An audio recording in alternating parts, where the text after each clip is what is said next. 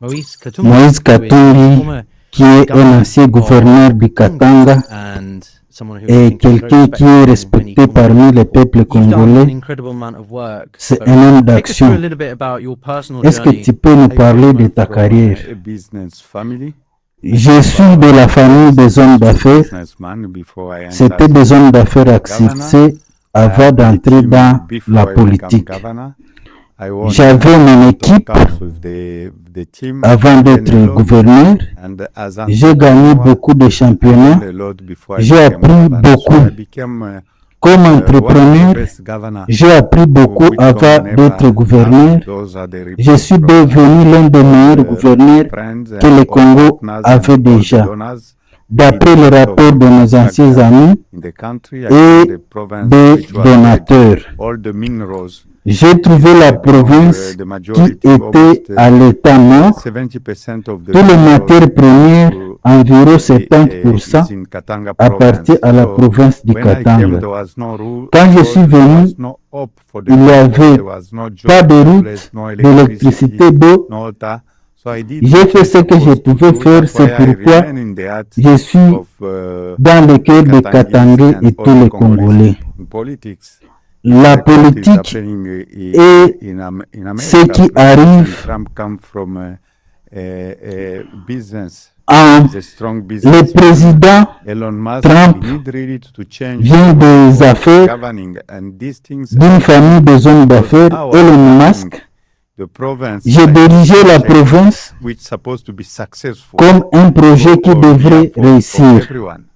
Ma plus grande réalisation, c'est d'amener la paix dans la province, la justice et les infrastructures et créer des emplois. J'ai invité les investisseurs américains, les compagnies françaises et australiennes pour ajouter la valeur dans le pays. En 2010, nous avons produit 1 million de tonnes de cuivre que même les Belges n'ont jamais atteint. Quand j'ai quitté, j'ai laissé la production à 1,1 million de cuivre. Nous voulons qu'il y ait de la valeur dans le pays. Et pour le cobalt, 10 000 tonnes à 140 000 tonnes de cobalt. Je voulais avoir un beau climat des affaires pour le business.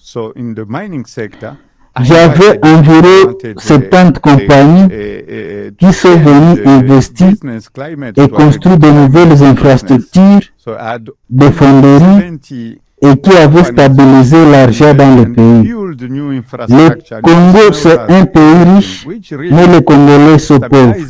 À cause du pillage de l'économie, non, pas de vision, pas de stabilité. Les gens sont pauvres quand ils ne sont pas dans la politique. Mais dès qu'ils deviennent riches quand ils sont dans la politique.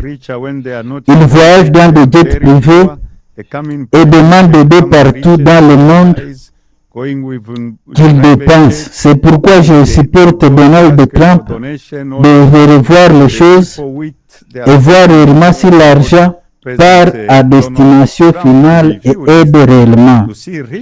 Nous avons eu de mauvaises élections en 2023. C'était ma première depuis que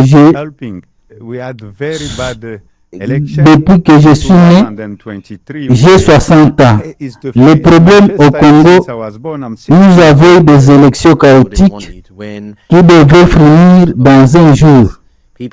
Les élections ont commencé à 7 heures du matin et devraient se terminer à 19 heures. Les après-midi. Mais ils n'ont pas stoppé et les élections ont continué pour 7 jours. C'est l'unique pays où le vote pour 7 jours, où l'on arrête les gens avec des machines dans leur maison. Ils ont élu des membres du Parlement, le président. Nous avions 5 catégories de gens à élire. Vraiment, c'était la honte parce que nous n'avons pas eu des élections dans notre pays.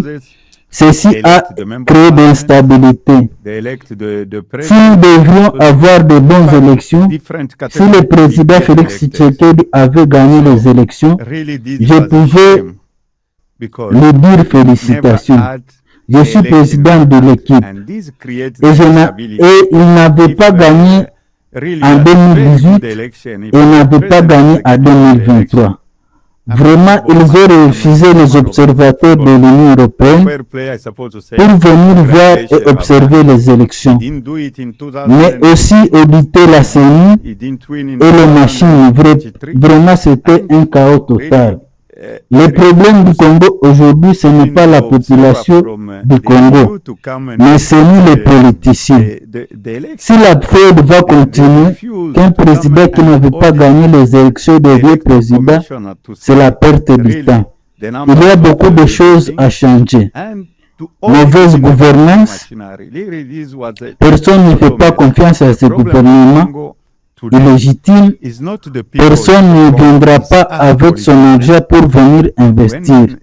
C'est à nous de dire, il n'y a pas de loi, il n'y a pas de vraie compétition, il y a des corruptions. Nous donnons aux investisseurs, s'il n'y a pas de corruption, nous donnons aux investisseurs 50% des chances pour qu'ils investissent au pays. Le Congo n'a jamais profité du pétrole. Je pense que la porte est ouverte à tous les investisseurs de venir investir dans le Congo. Quand il y aura la paix, quand il y aura de beaux gouvernements, quand il y aura de vrais présidents élus, nous allons stopper l'instabilité. Nous ne refusons pas la demande de Donald Trump parce que tous les 90%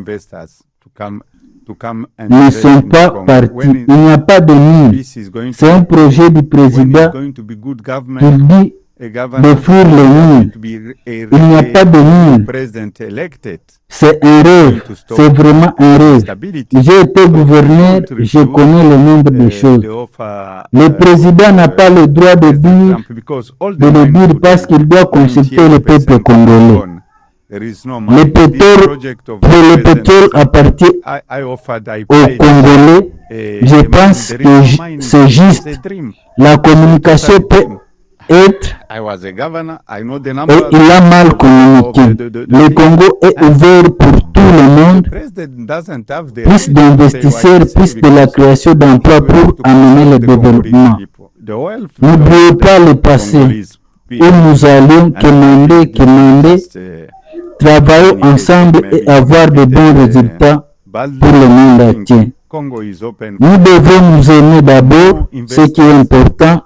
Nous devons avoir l'espoir pour avoir un Congo meilleur où le Congolais sera respecté. Les Congolais ont perdu le respect dans le monde entier. À cause du pillage de l'économie, mauvaise gouvernance et tuerie, nous devons stopper tout ça. C'est l'état de se focaliser sur le Congo meilleur. And they have to have hope for a better Congo, where the Congolese are going to be respected. Congolese have lost the respect in all the entire world. We've lost our respect because of plundering, economy, bad governance, killing. So we need to stop this. There is a time to focus for a better Congo.